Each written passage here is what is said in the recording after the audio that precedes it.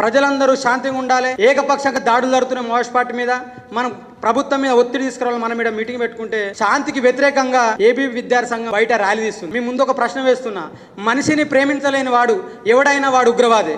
వాళ్ళు ఉగ్రవాదులా, మనం ఉగ్రవాదులమా? వాళ్ళు కదా ఉగ్రవాదులు. మనిషిని ప్రేమించాలి, ఇరు వర్గాల మధ్య శాంతి రావాలి, ఈ దేశం శాంతిగా ఉండాలని చెప్పి మనం శాంతి చర్చలకు విద్యార్థుల పాత్రను మనము ప్రజల ముందు, సమాజం ముందు మనం పెడితే శాంతే వద్దు, మనుషులందరినీ చంపేయాలని చెప్పి వాళ్ళు ర్యాలీ తీస్తారు. ఈ దేశానికి ప్రధానమంత్రి నరేంద్ర మోడీ అంటారు, హోంమంత్రి అమిత్ షా అంటారు, కానీ మొన్న ఇండియా పాకిస్తాన్ యుద్ధంతో ఈ దేశ ప్రధానమంత్రి ట్రంపే, ఈ దేశ హోంమంత్రి కూడా ట్రంపే.